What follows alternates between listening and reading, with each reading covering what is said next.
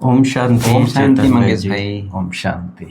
आज हम अव्यक्तवाणी रिवाइज कर रहे हैं बाबा की।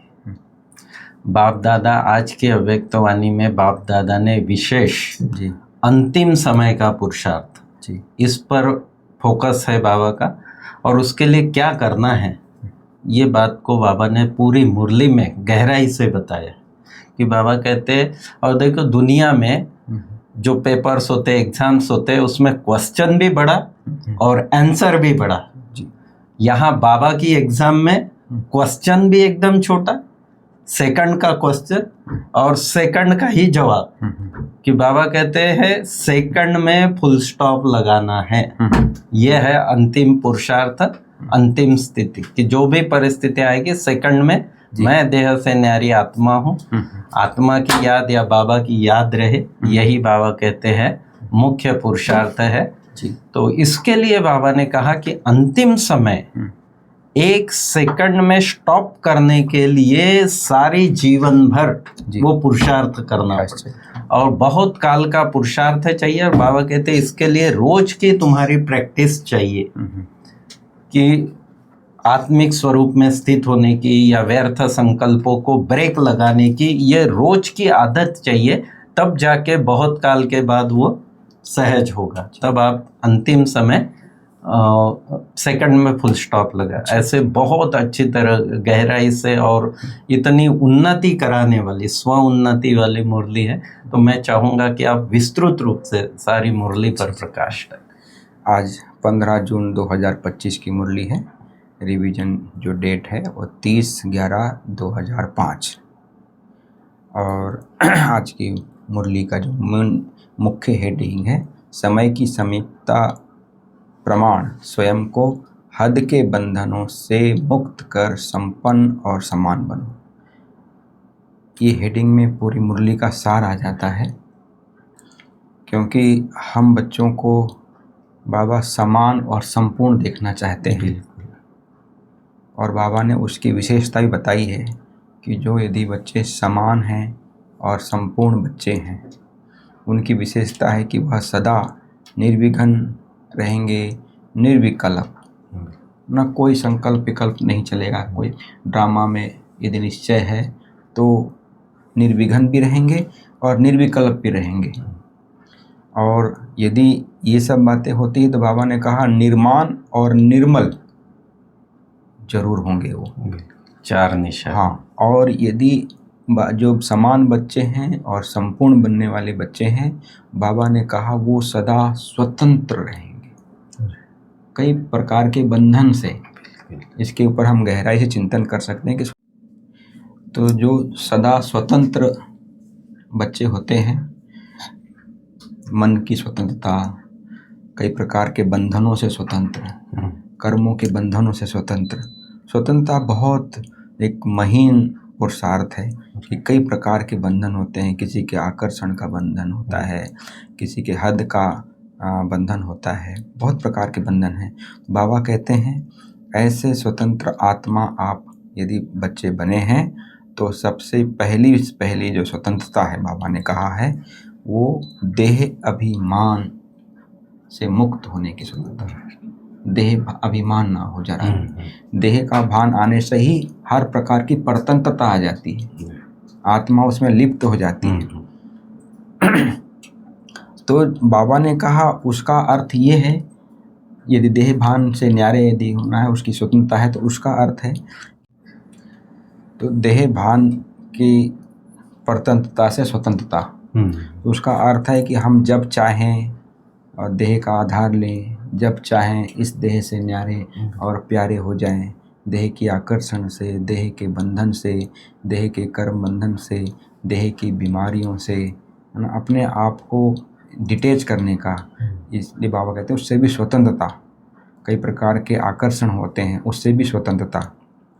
तो स्वतंत्रता यदि कोई आत्मा है तो बाबा कहते हैं उसके सामने जो पुराने स्वभाव हैं, संस्कार है, उसका बंधन उसको कभी भी आकर्षित नहीं कर सकता है। यदि ये आकर्षित करता है तो बाबा कहते हैं आप सर्वशक्तिमान के बच्चे हो, आप अपनी स्वमान में नहीं रहते हैं। जैसे आज बाबा ने स्वमान एक क्या बताया, कि मास्टर सर्वशक्तिवान हो, त्रिकालदर्शी हो, त्रिनेत्री हो, सुदर्शन चक्रधारी हो। यदि हम इस आधार पर स्वमान में रहते हैं तो बाबा कहते हैं कोई भी कर्म इंद्रियों का बंधन हमें आकर्षित नहीं कर सकता, क्योंकि बाबा ने आज कहा है कि समय की समीपता को देखते हुए, और अभी तो वो 2005 में बाबा ने कहा था, और अभी तो और ही समय की समीपता नज़दीक आ गई है। इसको देखते हुए बाबा ने कहा है कि अब अपने को देखो कि सेकंड में सर्व बंधनों से मुक्त हुए हैं, क्योंकि अभी लास्ट पेपर बाबा ने कहा वो चल रहा है, और लास्ट पेपर में यदि नंबर 1 होने का प्रत्यक्ष प्रमाण यदि लेना है, यदि उसमें हम पास होना है, तो बाबा ने कहा सेकंड में जहाँ चाहें, जितना समय चाहें, अपनी मन बुद्धि को स्थित कर दें, उस स्थान में, इस स्थिति में स्थित कर दें। तो ये है, बाबा कहते हैं, जैसे बाबा ने आज उदाहरण दिया, जैसे शरीर को हम यदि हमारा मन होता है तो जहाँ चाहे वहाँ हम ले जाते हैं या स्थित करते हैं, या 1 घंटा हमको योग में बैठना है तो बैठ जाते हैं, या हमको 2-4 घंटा चलना है तो भी चल पड़ते हैं। तो उस अनुसार इसी प्रकार से ये भी सूक्ष्म हमारी कर्म इंद्रियां हैं, मन बुद्धि, तो ये भी हम जब चाहें, जितना समय चाहें, जहाँ लगाना चाहें, जिस स्थान पे लगाना चाहें, वो हमारी स्थित हो जाए। तो ये बाबा कहते हैं कर्म इंद्रिय जीत बन जाए, उनका आकर्षण समाप्त हो जाए कर्म इंद्रियों का। तो ये बाबा ने कहा लास्ट पेपर में यदि पास होना है तो अपने इस नंबर 1 का जो प्रत्यक्ष प्रमाण बाबा ने कहा है, जहाँ चाहे वहाँ पर हम अपने मन बुद्धि को लगा लें। तो जैसे बाबा कहते हैं साइंस का जो साधन होते हैं ना, इनका बाबा ने आज बहुत अच्छा उदाहरण दिया है। जैसे साइंस के साधन से लाइट हाउस जो होता है, माइट हाउस जो होता है, जो सबको रोशनी देता है या रास्ता बताता है, उसका स्विच ऑन करते हैं और सबको ये सुचारू रूप से मिलने लगता है, सबको प्रमाण मिलने लगता है कि ये लाइट हाउस है, माइट हाउस है। उसी प्रकार बाबा ने आज कहा कि बुद्धि द्वारा अपनी मन बुद्धि के लाइट और माइट को या अपने समान को यदि हम अपने जागृत कर लेते हैं, उस स्थिति में स्थित हो जाते हैं, तो दूसरी आत्माओं को भी जैसे साइंस के साधन द्वारा स्विच ऑन करते ही सबको लाइट और माइट का अनुभव होता है। तो बाबा ने कहा ऐसे ही स्मृति का संकल्प को यदि स्विच ऑन कर लेते हैं तो अन्य आत्माओं को लाइट और माइट का अनुभव हो। ये प्रत्यक्ष प्रमाण हम बच्चों को अभी प्रैक्टिकल में देना है आत्माओं को, क्योंकि बाबा ने कहा बाद में ऐसा समय आएगा जो 1 सेकंड में ऑर्डर करें और उस समय स्थिति में स्थित हो जाए। यदि नहीं होंगे तो हम बहुत दुखी हो सकते हैं, या तन के आधार पे, स्थान के आधार पर हम संकल्प विकल्प भी चलेंगे। तो बाबा ने कहा ऐसी स्थिति बन जाए जो हमारी अशरीरीपन की स्थिति हो जाए। ऐसा ना हो कि उस समय में युद्ध चले कि कहाँ ये क्या करना है, या मन बुद्धि को हम फिर एकाग्र करने की कोशिश करें। लेकिन इसके लिए बाबा ने कहा बहुत समय का, काल का अभ्यास चाहिए इस शरीर से डिटेच होने का। शरीर से डिटेच होना मतलब इस कर्म इंद्रियों के आकर्षण से डिटेच होना, इस शरीर के कर्म बंधनों से डिटेच होना, शरीर के पुराने स्वभाव संस्कार से डिटेच होना, या इस दुनिया के कई प्रकार के बंधनों से, अपनी बीमारियों से भी डिटेच होना। ये है शरीर के आकर्षण से डिटेच होना। यदि इसमें हम डिटेच होने का अभ्यास करते हैं, आत्मिक जो बाबा ने 4 स्टेज बताई है, देही अभिमानी स्थिति, आत्म अभिमानी स्थिति, बीज रूप अशरीरीपन की स्थिति और विदेही, ये जो 4 स्वरूप जो देही अभिमानी के बाबा ने बताए हैं, मतलब आत्मिक स्वरूप में स्थित होने के, तो इसमें भी हम यदि स्थित होते हैं, चारों बातों में भी यदि हम डिटेल में जाकर कि क्या चीज़ होते हैं, तो इसका भी असर अभ्यास यदि हम करते जाएंगे तो बाबा ने कहा अंत में बहुत इसका सहयोग मिलेगा। इतना सहयोग मिलेगा कि मेहनत नहीं करनी पड़ेगी। यदि हम मेहनत करते हैं तो समझ लीजिए कि भाई हमने पहले पुरुषार्थ नहीं किया है या तो मन को कंट्रोल नहीं किया है। यदि हम किसी को हमारे द्वारा लाइट और माइट का अनुभव नहीं होता है, किसी को रोशनी का अनुभव हो, चाहे रोशनी का अर्थ यह है कि कोई ऐसा लाइट पड़ जाए ऐसी बात नहीं है, माना उनको जीवन में मार्गदर्शन मिले हमारे कर्मों द्वारा, हमारे चित्र द्वारा, हमारी वाणी द्वारा, वो है रोशनी का अनुभव होना। बाबा ने कहा तो ऐसे अगर मन को कंट्रोल में यदि हो गया तो बाबा ने कहा ये गारंटी है परमात्मा की कि कोई भी कर्म इंद्रियों के वशीभूत, जो कर्म इंद्रियां हैं अपने आत्मा को वशीभूत नहीं कर सकती है। क्योंकि बाबा हम बच्चों को कह रहे हैं, क्योंकि अभी शिव बाबा कई मुरलियों में हम बच्चों को समझाते हैं कि बच्चों की मेहनत नहीं देखना चाहते हैं।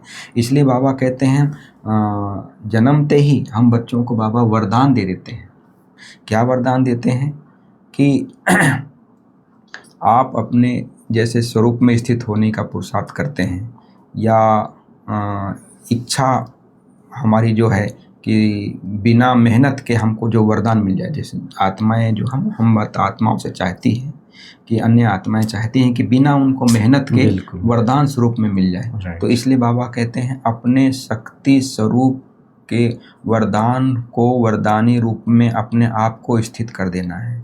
यदि हम इसको स्थित करते हैं तो अन्य आत्माओं को सहजता से अपनी दृष्टि द्वारा, अपने वाइब्रेशन द्वारा, अपने मुक्त स्थिति द्वारा हम उनकी वरदानी स्वरूप का अनुभव करा सकते हैं, उनको हम प्राप्तियों का अनुभव करा सकते हैं। यदि दुनिया में जो है ना मेहनत करके बहुत थक चुके हैं, भक्ति में मेहनत किया है, पुरानी दुनिया में बहुत मेहनत किया है, इस शरीर से मुक्त होने के लिए बहुत मेहनत किया है, बाबा कहते हैं वो मेहनत नहीं देखना चाहते हैं, मेहनत से नहीं वरदान पाना चाहते हैं, सहज मुक्त होना चाहते हैं, सहज साधन अपनाते हैं। और बाबा ने आज इतना अच्छा साधन बताया है कि यदि मेहनत से मुक्त होने का सहज साधन है, दिल से बाप के अति स्नेही बन जाना। यदि ये वायदा है, बाबा ने कहा है, यदि इस स्थिति को हम स्मृति में रखते हैं, याद है ये संसार में, तो क्या संबंध अपनाना है अपने आप में कि एक बाप ही हमारा संसार है, एक बाप से ही सर्व संबंध हैं, सर्व प्राप्तियां हैं, पढ़ाने वाला भी एक है, पालना देने वाला भी एक है, और परिवार का मालिक भी एक है, परिवार को एक बनाने वाला भी एक है, ये जो अपना ईश्वरीय परिवार है। और इसमें भी बाबा ने कहा वो दुनिया वाला स्नेह नहीं, ये आत्मिक स्नेह है।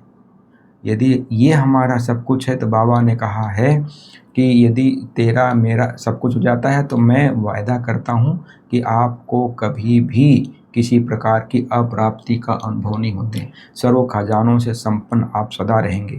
यदि हमने वायदा किया है, यदि अमानत में खयानत कर देते हैं, वायदा करके हम मुकर जाते हैं, कभी किसका बन जाते हैं, तो बाबा कहते हैं ये यदि वायदा नहीं करते हैं, यदि उसमें मेरापन आया है तो बाबा कहते हैं अपने आप को पूरा तरह से अर्पण नहीं किया है। यदि हम अपने आप को अर्पण नहीं किए हैं तो जो बेफिक्र बादशाह होना चाहिए वो हम उसका अनुभव नहीं कर पाते हैं, क्योंकि बाप का खजाना सो अपना खजाना, परमात्मा खजाने से माला माल हम बच्चे बन जाते हैं।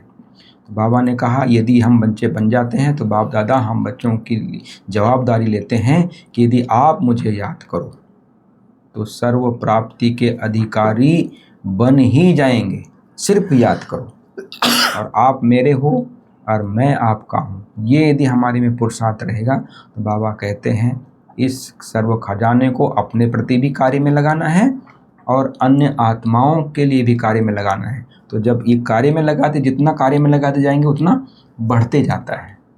तो बाबा कहते हैं सिर्फ मुझे याद करो, वो भी बुद्धि में।